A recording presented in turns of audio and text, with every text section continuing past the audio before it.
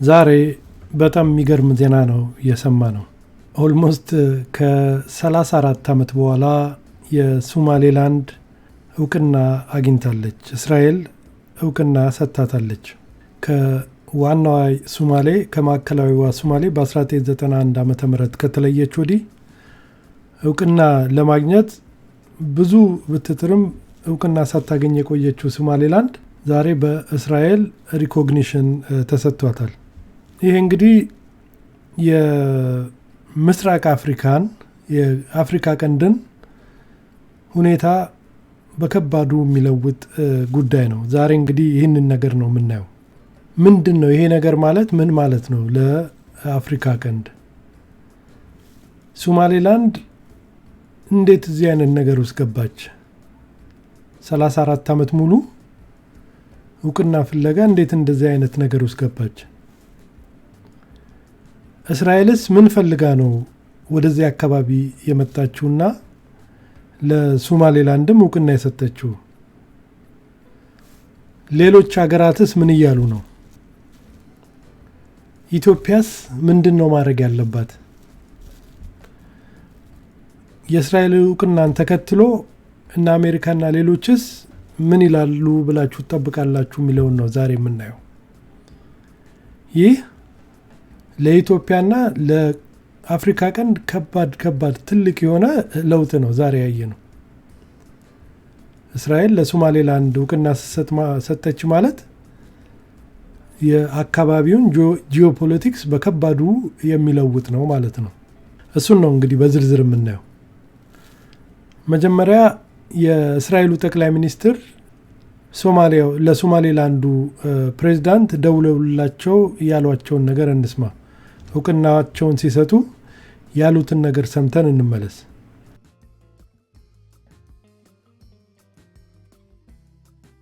Mr. President. Mr. Prime Minister. It's good to talk to you. And before anything else, I want you to know that I'm signing now, as we speak, Israel's official recognition of Somaliland and its right of self-determination. Our friendship is seminal and historic. So I'm very, very happy and I'm very proud of this day. And I want to wish you and the people of Somaliland the very, very best there. I think this will be a great opportunity for expanding our partnership. We intend to work together with you on economic fields, on agriculture, in the fields of social development, all the things that we hope we can assist you, and we obviously believe in this friendship. And I have to tell you that there's a lot of excitement here in Israel as well. So I want to use this opportunity, sir, to invite you to an official visit to Israel at your convenience. And I hope very much to see you here soon. This is a wonderful day. It's a historic day. And of course, I'll communicate to President Trump your willingness and desire to join the Abraham Accords. So thank you, Mr. President. Please convey my best regards and the best regards of the people of Israel to the independent people of Somaliland. Thank you, sir. That's a great moment and great historical day.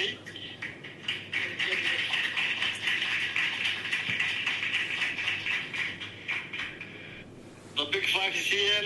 The other group is the chairman of the party and the vice president. And key officials are here. Mr. Prime Minister, I accepted the invitation and I am ready as soon as possible for that arrangement that can be made. We shall arrange it very soon. And please convey my warmest regards to your colleagues and to the people. Thank you, sir. Thank you very, very much. Thank you very much, Mr. Prime Minister. Thank you. See you soon in Jerusalem. Next year in Jerusalem, we say. It's a few days from now. Thank you, sir. Sure, I will be glad to be in Jerusalem as soon as possible. Thank you. Thank you all. Bye-bye. Thank you. Thank you very much. Thank you. እዚህ ጋር እንግዲህ እንደሰማችሁት የእስራኤሉ ጠቅላይ ሚኒስትር ቤንጃሚን ኔታንያሁ ወደ ሶማሌላንዱ ፕሬዝዳንት ደውለው እውቅና እንደሰጧቸው የሶማሌላንዱን ፕሬዝዳንት እስራኤልን እንዲጎበኙ እና የመሳሰሉ ብዙ ነገሮችን ሲያወሩ አዳምጠናል። ይህ በጣም ትልቅ የሆነ ታሪካዊ ለውጥ ነው። የእስራኤሉ ጠቅላይ ሚኒስትር ስልክ ከመደወላቸው በፊት የእስራኤሉ የውጭ ጉዳይ ሚኒስትር ጌዲዮን ሳር እና የሶማሌላንዱ ፕሬዝዳንት ስምምነት ፈርመዋል። የሙሉ ዲፕሎማቲክ ሪሌሽንሽፕ ለመጀመር ማለት ነው። ኤምባሲ ለመክፈት፣ አምባሳደር ለመሰየም፣ እነዚህን የመሳሰሉ ሙሉ ስምምነት አድርገዋል በእስራኤልና በሶማሌላንድ መሀል ማለት ነው። እስራኤል ዙሩን እያከረረችው ነው ማለት ነው። እስቲ ወደ ዛሬው ስምምነት ከመሄዳችን በፊት ትንሽ እንዲያው ወደ ኋላ እንሄድ። ሶማሌላንድ እዚህ ላይ እንዴት ወደቀች? ለ34 ዓመት እውቅና በመፈለግ የሀገርነቱ እውቅና በመፈለግ እንዴት እዚህ ላይ ወደቀች የሚለውን እኒ በ1880ዎች ውስጥ ሶማሌላንድ በእንግሊዞች ቁጥጥር ውስጥ ከወደቀች በኋላ በብሪቲሽ ፕሮቴክቶሬት ውስጥ ከወደቀች በኋላ በጁን 26 1960 ዓ.ም በአውሮፓውያን አቆጣጠር ነፃ ወጣች ከብሪቲሽ ማለት ነው። ብሪቲሽ ሶማሊያ ነበር የምትባለው በፊት። በጁን 26 1960 ነፃ ስትወጣ ከ5 ቀን በኋላ ደግሞ ዋናዋ ሶማሌ ትልቋ ሶማሌ ከጣሊያን ነፃ ወጣች። ኢታሊ ሶማሌላንድ ነበር የምትባለው የደቡቡ ማለት ነው። እንግዲህ ብሪቲሽ ሶማሌላንድ እውቅና አግኝታ ብዙ ሀገሮች እውቅና ሰጥተዋት ከ5 ቀን በኋላ ከዋናዋ ሶማሌ ጋር አንድነት ፈጠሩ ማለት ነው። በስምምነት ተስማምተው አንድ ሀገር ሆኑና ሶማሊያ የሚባል ሀገር ፈጠሩ ማለት ነው። ከዛ በኋላ ግን በነበረው ሁኔታ በነበረው አስተዳደር የነዚህ የሶማሌላንዶች በጣም ደስተኞች አልነበሩ። በተለይ ሲያድ ባሬ ስልጣን ከያዘ በኋላ ብዙ የመገለል ነገር ብዙ አይነት ጉዳት ነው ደረሰብን የሚሉት። በተለይ ደግሞ ከባድ የሆነ ሲቪል ዋር በ1980ዎቹ ስር አካሂደዋል። እንግዲህ የሶማሌ መንግስት የዚያድ ባሬ መወገድ በኋላና ሶማሌ ኮላፕስ ካረገች በኋላ በ1991 ሶማሌላንድ ነፃነቷን አውጃለች ማለት ነው። ነፃነቷን ብታውጅም ግን አንድም ሀገር እውቅና አልሰጣትም ለሶማሌላንድ። ለዛ ነው ላለፉት 34 ዓመት እውቅና ለማግኘት ብዙ ነገር ስታደርግ የነበረው ሶማሌላንድ። ነገር ግን ለ34 ዓመት እውቅና ሳታገኝ ነው ከ1991 እስከ ዛሬ ድረስ የኖረችው ማለት ነው። የራሷ ከረንሲ ያላት፣ የራሷ ባንዲራ ያላት፣ የራሷ ህገ መንግስት አቋቁማለች። ኢቭን በጣም ዲሞክራቲክ የሆነ ምርጫ የምታካሄድ ሀገር ነች። እንደዛም ሆኖ ግን እውቅና አላገኘችም ነበር። እንግዲህ ያ ነው እንግዲህ ዛሬ እስራኤል ያንን ነው ለመጀመሪያ ጊዜ የመጀመሪያው ሀገር በመሆን ለሶማሌላንድ የሀገርነት እውቅና የሰጠቻት። ይሄ ለሶማሌ ህዝብ ለሶማሌላንድ ህዝብ ከባድ የሆነ ደስታን ነው የሚፈጥርላቸው ለነሱ ማለት ነው። ግን ለሶማሊያ ከተመለከትን ከባድ የሆነ ድንጋጤ ነው የእስራኤል አቋም፣ ዛሬ እስራኤል የወሰደችው አቋም። እስራኤል ምን ፈልጋ ነው ለሶማሌላንድ እውቅና የሰጠችው ነው አሁን ጥያቄው። ብዙዎች እንደሚሉት እንግዲህ እስራኤል የመን ውስጥ ያሉ ሁቲዎች እነሱ መውጋት ከጀመረች ኦልሞስት 2 ዓመት አልፏታል። ብዙ እቃዎች በዚህ በሬድሲ በኩል ወደ እስራኤልም ሆነ ወደ ዩሮፕ ወደ ተለያዩ ሀገር የሚሄዱ ሁቲዎች በሚሳኤል እየመቱ የንግዱን እንቅስቃሴ በጣም አውከውታል። በተለይም ደግሞ ስፔሲፊካሊ የእስራኤልን መርከቦች ታርጌት አድርገው ስለሚመቱ፣ ስለዚህ ለሶማሌላንድ እውቅና መስጠቷ በቀላሉ የመን ውስጥ ያሉ ሁቲዎችን ለማጥቃት ይጠቅማታል ማለት ነው። ብዙዎች እንግዲህ የሚገምቱት ያንን ነው። ይሄ ቦታ የአፍሪካ ቀንድ የሚባለው ቦታ በጣም ስትራቴጂክ የሆነ ቦታ ነው። መተላለፊያ ኦልሞስት ማነቂያ ነው። ይሄ ባብ አልመንደል የሚባለው ወደ ቀይ ባህር የሚገቡ መርከቦች ኦልሞስት የሚያንቅ ቦታ ነው ይሄ ቦታ እና የእስራኤል ወደዚህ አካባቢ መምጣት የመን ውስጥ ካለው ነገር ጋር የተያዘ ሊሆን እንደሚችል ነው ብዙዎች እየገመቱት ያለው ማለት ነው። የእስራኤሉ ጠቅላይ ሚኒስትር ሲናገሩ ሰምታችሁ ከሆነ አብርሃም አኮርድ መሰረት ተስማምተናል ምናምን ሲሉ ሰምታችኋል። ምንድን ነው የአብርሃም አኮርድ የሚባለው? የአብርሃሚክ ፌዝ የሚባሉት እምነቶች 3ቱ እምነቶች ማለትም ክርስትና፣ የጂውሽ እምነት እና ሙስሊም እምነት 3ቱም እንግዲህ የአብርሃም ልጆች ናቸው ነን ብለው ነው የሚያስቡት አይደል? ሁሉም መጨረሻ ላይ ስትሄዱ ሁሉንም እምነቶች የሚያገናኘው አብርሃም የሚባለው ጋር ነው የሚደርሱት። ለዛ ነው የአብርሃም አኮርድ የሚለው በ2020 በዶናልድ ትራምፕ አማካኝነት እስራኤልና የአረብ ሀገሮች በሰላም እንዲኖሩ በልማት፣ በጸጥታ፣ በተለያየ ነገር አብረው እንዲሰሩ በማሰብ የተጀመረ ኢኒሼቲቭ ነገር ነው እና እነ ዩናይትድ አረብ ኤምሬት፣ እነ ባህሬን፣ እነ ሞሮኮ፣ ሱዳን በዚህ ማዕቀፍ ውስጥ ተስማምተው ከእስራኤል ጋር ለእስራኤል እውቅና ሰጥተው አብረው እየሰሩ ያለበት ሁኔታ ነው ያለው። አሁን እንግዲህ ሶማሌላንድም ሌላኛው ሀገር ልትሆን ነው ማለት ነው። ለእስራኤል እውቅና ሰጥታ ከእስራኤል ጋር በሰላም፣ በጸጥታ፣ በልማት አኳያ አብሬ እሰራለሁ እያለች ነው ማለት ነው። በዛ መሰረት የእስራኤሉ ጠቅላይ ሚኒስትር ለትራምፕም እነግረዋለሁ ሲሉ ሰምታችሁታል አይደል ቪዲዮ ላይ። ያ ማለት በቃ ከእስራኤል ጋር በሰላም ለመኖር ተስማምታለች፣ እስራኤልን እውቅና ሪኮግናይዝ አድርጋለች እንደማለት ነው ሶማሌላንድ። ስለዚህ ለእስራኤል እና ለሶማሌላንድ ለሁለቱም ዊን ዊን ነው ማለት ነው።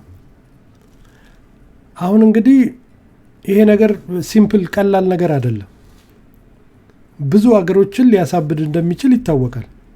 ስለ ኢትዮጵያ እመጣለሁ፣ ስለ አሜሪካ፣ ስለ ኢትዮጵያ እመጣለሁ። ግን ከነ ኢትዮጵያ ውጪ ብዙ ሀገሮች በዙሪያ ያሉ ሀገሮች በዋናነት ዋናዋን ሶማሌ ጨምሮ ሌሎች ሀገሮች እነ ግብፅን የመሳሰሉ እነ ተርኪን የመሳሰሉ በጣም ሊያሳብዳቸው እንደሚችል ይታወቃል። እንደዛም ሆኖ ኢሚዲየትሊ መግለጫ አውጥተዋል እነዚህ ሀገሮች እስራኤልን በማውገዝ ግብፅ፣ ጅቡቲ፣ ተርኪ፣ ሶማሊያ የተቃውሞ መግለጫ አውጥተዋል። በተለይ ደግሞ ግብፅ ያው ነገር የማወሳሰብ ነው የሚል አይነት መግለጫ ነው ያወጣችው። ተርኪ ግን ይሄ የተስፋፊነት የእስራኤል የተስፋፊነት እቅድ ነው ወደ አፍሪካ እያመጣች ያለችው የሚለውን ነው ተርኪ ያለችው። እነ ጅቡቲም ሌሎቹም ተቃውሟቸውን እያሰሙ ይገኛሉ ማለት ነው። ሌሎች ብዙ ሀገሮችም እንግዲህ እዚህ ስር ይጨምራሉ ተብሎ ይጠበቃል። የእስራኤልን ለሶማሌላንድ የሰጠችውን አቋም በመቃወም ማለት ነው። አሁን እንግዲህ ዋናው ነገር የኢትዮጵያ ጉዳይ ነው። እኔ በጣም ሁሌ የሚያሳዝነኝ ነገር ኢትዮጵያ ሌሎች ሀገሮች ጅቡቲን ታውቃላችሁ፣ የሌላ ሀገር የለም ጅቡቲ ስር እነ ቻይና፣ እነ አሜሪካ፣ እነ ፈረንሳይ የሌላ ሀገር የለም። ሶማሌላንድ ላይ ዩኤኢ ቤዝ አላት። ኢትዮጵያ ግን እንደዚህ ታላቅ ሀገር ሆና የአካባቢ ዋና ሀገር ሆና የባህር እንኳን መውጫ ተከልክላ ያለች ሀገር ነው። በጣም የሚያሳዝነኝ ነገር ያ ነው እና ኢትዮጵያ ጃንዋሪ 1 2024 ልክ የዛሬ 2 ዓመት ኤምኦዩ ከዛን ጊዜ ከነበሩት ፕሬዝዳንት ጋር ተፈራርሞ ነበር። የባህር መውጫና የባህር ኃይል ቤዝ እዛ አካባቢ ልታገኝ ማለት ነው። ኢትዮጵያ ባትለውም ደግሞ ሶማሌላንድ መሪዎች እንዳሉት ኢትዮጵያ ደግሞ በዛ በኩል እውቅና ልትሰጥና አንዳንድ ኢኮኖሚካል ጥቅሞችን ልትሰጥ እንደሆነ በዛ በሶማሌላንድ በኩል ሲገለጽ ነበር። የነበረው ተቃውሞ የነበረው ነገር የምታውቁት ነው። ኢቭን ኢንክሉዲንግ ኤርትራን ጨምሮ ኢትዮጵያ ያደረገችውን ስምምነት በጣም ከፍተኛ የሆነ ተቃውሞ ነበር ኢትዮጵያ ላይ ሲደርስ የነበረው። ኢቭን ብዙ ኢትዮጵያውያኖችም ይህን ነገር ሲያወግዙ ነበርና በጣም ነበር የሚያሳዝነው። ኢትዮጵያ ሌሎች ሀገራት አሁን እንደምናየው እነ እስራኤል እዚህ ሶማሌላንድ ድረስ መጥተው ጥቅማቸውን ለማስጠበቅ ሲሞክሩ ኢትዮጵያ እዛው አካባቢ ያለች ሀገር ተዘግቶባት መኖሯ በጣም በጣም የሚያሳዝን ነገር ነው። አሁን እንግዲህ ኢትዮጵያ ጥንቃቄ ማድረግ አለባት። አሁን አንዳንዶች ኢትዮጵያ ባቡሩ አመለጣት ይላሉ። ምክንያቱም ቀድማ ከሶማሌላንድ ጋር እውቅና ብትሰጥ ኖሮ የቀድሞ ውል ተፈርሞ ኢትዮጵያ የመውጫ የባህር መውጫዋንም የባህር ቤዟንም ታገኝ ነበር የሚለው አሉ። ሌሎች ደግሞ ኖ ኢትዮጵያ አላመለጣትም፣ እንዲያውም እስራኤል ከሰጠችው እውቅና ጀርባ ኢትዮጵያ ሁላ ልትኖር ትችላለች እያሉ ነው። እስራኤል አሜሪካንና ኢትዮጵያን ሳታናግር ወደዚህ ውሳኔ ስር ልትገባ አትችልም እያሉ ኢትዮጵያ በዚህ ጉዳይ ውስጥ ኢትዮጵያ፣ ሶማሌላንድ፣ እስራኤልና አሜሪካ እጃቸው አለበት፣ ኢትዮጵያ ከዚህ በኋላ ተጠቃሚ ልትሆን የምትችልባቸው እድሎች አሉ እያሉ ነው። እንግዲህ የትኛው እንደሆነ እናየዋለን በሂደት። አንዳንዶቹ ቀድማ እውቅና መስጠት ነበረባት ነበር እያሉ ያሉት፣ ሌሎቹ ደግሞ ቀድማ እውቅና አለመስጠቷ ጥሩ ነው፣ ምክንያቱም የአፍሪካ ህብረት መቀመጫ እንደመሆኗ መጠን ከጎረቤት አገር እንደመሆኗ መጠን እንደዚህ አይነት እርምጃ ለመውሰዷ ብልህነት ነው የሚሉ አሉ። አሁን ግን በተፈጠረው ነገር ኢትዮጵያ አማራጮቿ እየሰፉ ነው የሚመጡት። ብትፈልግ ከሶማሊያ ጋር፣ ብትፈልግ ከኬንያ ጋር፣ ብትፈልግ ከሶማሌላንድ ጋር፣ ጅቡቲ ጋር፣ ያው የታወቀው ደግሞ የአሰብ ወደብ ጭምር ኢትዮጵያ የመጠቀም እድሏና የባህር ኃይል ቤዝ የመገንባት እድሏ የሚያሰፋ ነው አንዳንዶች ደግሞ እያሉ ያሉት።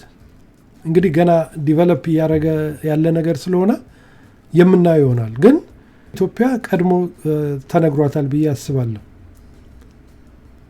አሜሪካም ኢትዮጵያም እስራኤል ለሶማሌላንድ እውቅና እንደምትሰጥ ቀድሞ ይነገራታል ብዬ አስባለሁ። ይሄ ሊሆን እንደሚችል ግልጽ ነው። እና እንግዲህ አካባቢው ያሉ ሀገሮች አይ ቲንክ ኤርትራ እስካሁን ምንም አላለችም። ያው ተቃውሞዋን ታሰማለች ተብሎ ይጠበቃል። ምክንያቱም ኢትዮጵያ የዛን ጊዜ ኤምኦዩን እንኳን የፈረመች ጊዜ ተቃውሞዋን አሰምታለች። ዛሬ ግን ጭራሽ ሶማሌላንድ ትንገንጠል አገርቱን ሲባል ተቃውሞዋን ካላሰማች ሌላ ነገር ነው የሚሆነውና ያንን በመውሰድ ነው ኤርትራም እስራኤል ላይ ተቃውሞዋን ታሰማለች ለማለት የደፈርኩት። አሁን እንግዲህ እዚህ ላይ ኢትዮጵያ ጥንቃቄ ማድረግ ይኖርባታል።